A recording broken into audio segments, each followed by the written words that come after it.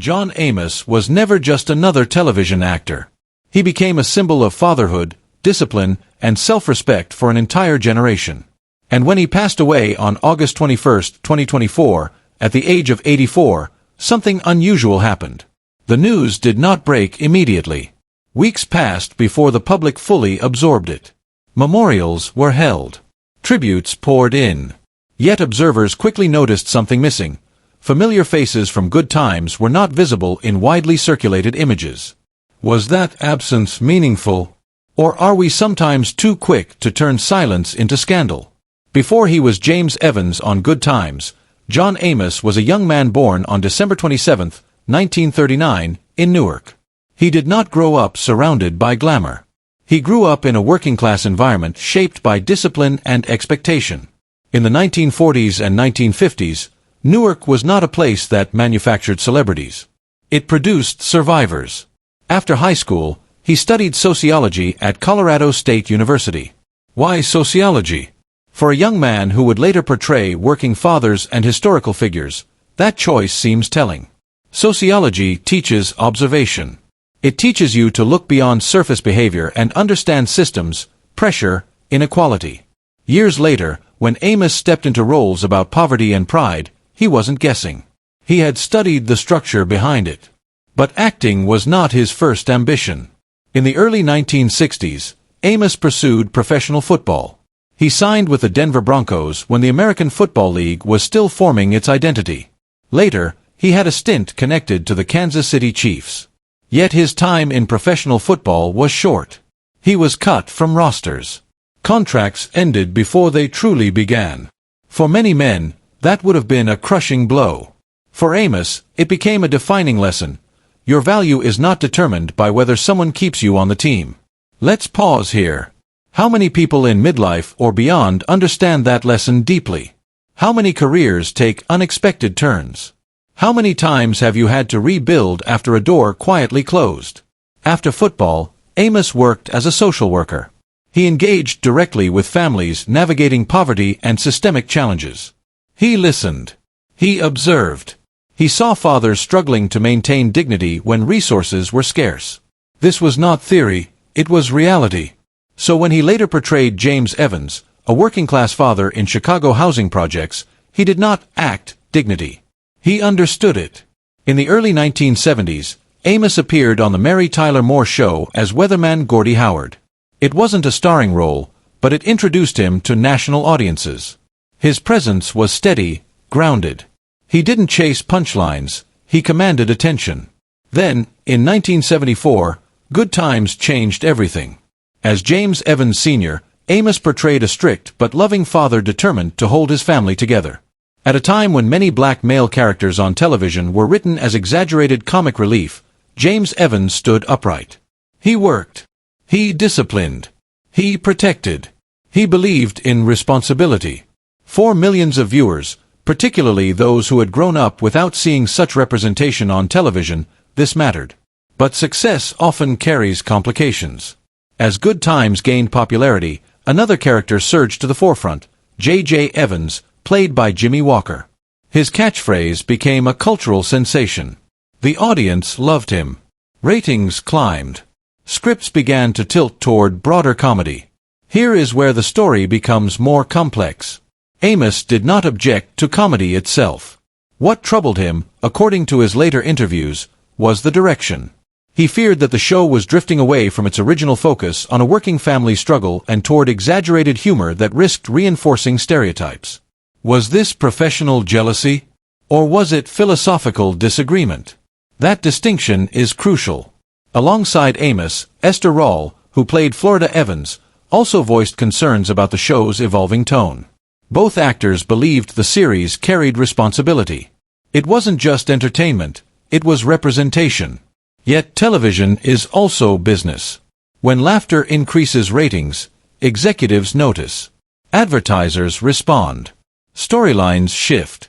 By 1976, after 3 seasons, James Evans was written out of the show. His character was killed off in a car accident. Amos left the very series that had made him a household name. Think about that for a moment.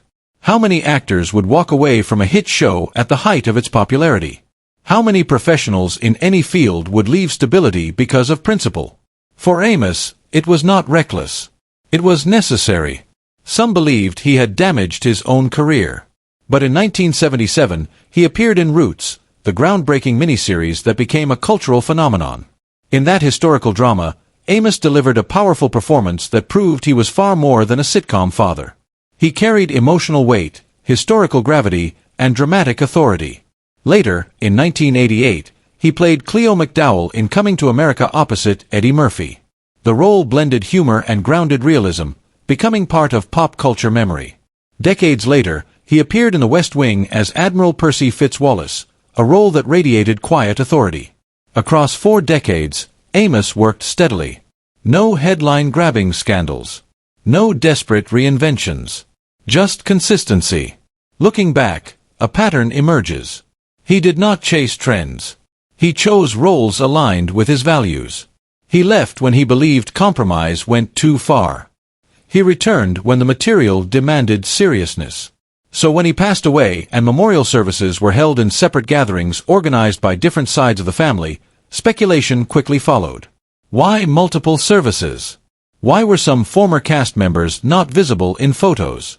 Did old tensions linger? It is tempting, especially in the age of social media, to connect distant dots. Amos left good times amid creative conflict in 1976. In 2024, certain faces are not publicly seen at memorial events. The mind draws a straight line. But history is rarely that simple. There is little public evidence of enduring personal hostility between Amos and Jimmy Walker. Amos repeatedly clarified in interviews that his disagreement was with direction, not with his co-star as a person. That nuance matters. Creative tension does not always equal lifelong resentment. Consider your own life. Have you ever disagreed strongly with colleagues about the direction of a project? Did that disagreement define your relationship forever? Or did time soften the edges?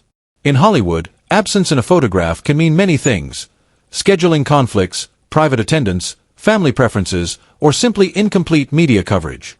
Yet absence is often interpreted as rejection. For a mature audience, perhaps the deeper question is not whether someone attended a memorial. Perhaps it is this: what does integrity cost? Amos paid a price for standing firm in the 1970s. He left a hit show. He forfeited financial stability and ongoing exposure. But he preserved something he valued more: the image of a dignified black father on national television. Would you have done the same? In later years, Amos spoke openly about his belief that representation carried weight. He had lived through eras when such portrayals were scarce. He understood progress as fragile. That context shaped his decisions. When news of his passing spread, delayed though it was, many viewers did not first think about industry politics. They remembered a father figure who demanded responsibility. They remembered a man who stood upright even when the script shifted around him. And maybe that is the true legacy. Not the rumors. Not the speculation about who stood where at which memorial. But the image of a man who chose principle over popularity. As we reflect on John Amos's life, perhaps the most important question is not what happened behind closed doors in 1976 or who appeared in 2024 photographs. Perhaps the better question is this: in a world that constantly rewards compromise, how many people are willing to risk comfort to protect their values? John Amos did. And whether or not every former colleague stood beside his casket, his impact remains unchanged. What really happened behind the scenes wasn't simply a disagreement between co-workers. It was something deeper. It was a clash between two visions of what art is supposed to do in society. One man chose to stay within the system and work carefully inside its boundaries. The other chose to step outside when he felt those boundaries compromised something essential. There was no villain and no hero, just two different philosophies moving in opposite directions.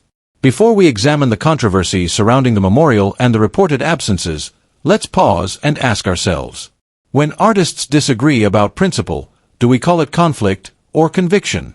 Understanding that distinction changes everything. What happened between John Amos and members of his professional circle decades ago was not necessarily personal bitterness. It may have been a principled disagreement within a difficult industry. And if we remember that, we approach today's questions with more balance and less emotion. The man the public thought it knew. For more than 40 years, audiences associated John Amos with one unforgettable image: the strong, disciplined, deeply loving father. On television, he embodied James Evans in Good Times, a man who could raise his voice, but never lost sight of his responsibility to his family. James Evans became more than a character. He became a symbol. But here is the uncomfortable truth: symbols are simple. Real people are not. In real life, John Amos had two children, Casey Amos and Shannon Amos. In his later years, their names surfaced in media headlines, not because of premieres or celebrations, but because of disagreements surrounding his care and personal affairs. As Amos entered his 80s, concerns about his health grew. Reports emerged. Statements were made and countered. The public watched, trying to understand what was happening behind closed doors. And this raises a difficult question. Why are we so unsettled when the private life of someone we admire turns out to be complicated? Is it because we expect television fathers to live like television fathers? When news of John Amos' passing was announced, weeks after it had occurred, the delay intensified public curiosity. Who knew first? Why was there silence? Why did information reach the public more than a month later? In an era where news travels in seconds, 40 days feels like an eternity. But silence does not automatically equal secrecy. Sometimes it reflects family decisions. Sometimes it reflects grief handled privately. Yet in today's environment, silence often invites speculation. And speculation spreads faster than truth. The burden of an icon. There is a quiet paradox in fame. The more iconic a role becomes, the more it overshadows the person who played it. James Evans was not just a sitcom father. In the 1970s, he represented something powerful: a working black father standing tall amid hardship, protecting dignity in the face of poverty. For many viewers, he was stability during uncertain times. But here's the question we rarely ask. When an actor plays an ideal for long enough, do we begin to demand that ideal from the actor himself? A television script resolves conflict in 22 minutes. Life does not. James Evans always found resolution before the closing credits. John Amos lived in a world without writers shaping the narrative. His later years unfolded in a media landscape where private disagreements can become global stories within hours. When family tensions became public, some felt disappointment. But was the disappointment about facts, or about expectations? The public wasn't reacting to proof of wrongdoing. It was reacting to the collapse of a comforting image. And that difference matters.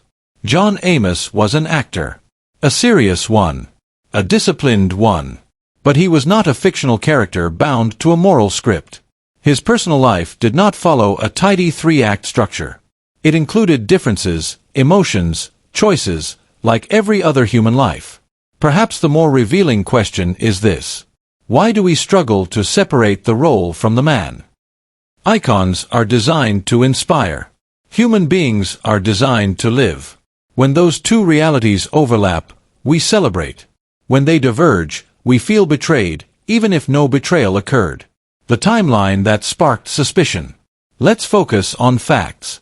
John Amos passed away on August 21, 2024, in the Los Angeles area at the age of 84.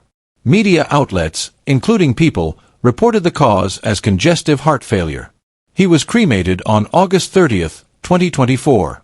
These details are clear. But here is where the story shifted. His death was publicly announced on October 1, 2024. More than 40 days had passed. In today's social media climate, such a delay feels unusual. During those weeks, there were no widely circulated funeral images. No unified cast appearance. No highly publicized farewell. And in the absence of visible ritual, people began filling in the blanks. If the public does not see something, it often assumes it did not happen. But here is the key detail. By the time the public learned of his passing, the cremation had already taken place. Any immediate private ceremony would have occurred quietly, within the family. There was no red carpet. No press line. No cameras capturing who stood where. So ask yourself, is absence from a photograph the same as absence from a life?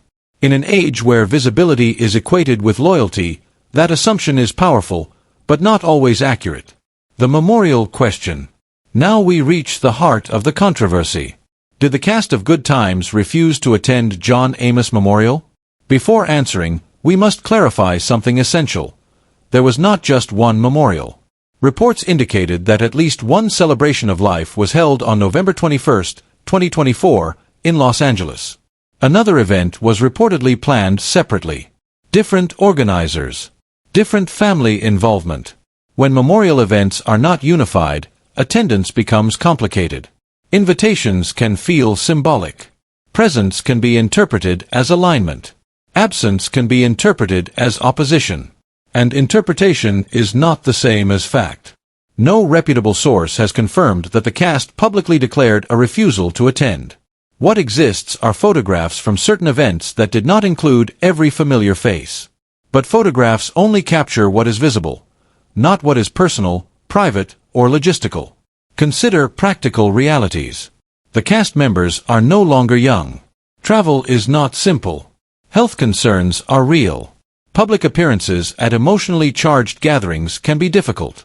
And then there is history.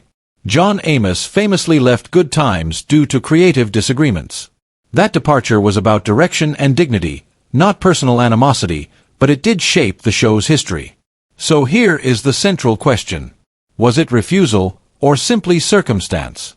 Without documented statements confirming refusal, the narrative largely rests on social media interpretation. And social media thrives on sharp conclusions. Legacy beyond the headlines. After all the speculation fades, what remains? Not empty chairs. Not rumors. Not the timing of announcements. What remains is the work. In Good Times, John Amos helped redefine the image of the black father on American television. In Roots, he carried historical weight with gravity and presence. In Coming to America, he demonstrated humor and authority with equal ease. In The West Wing, he showed composure and range. From sitcom father to historical figure to military authority, he moved across genres without losing dignity. And perhaps that word, dignity, is the thread that ties everything together.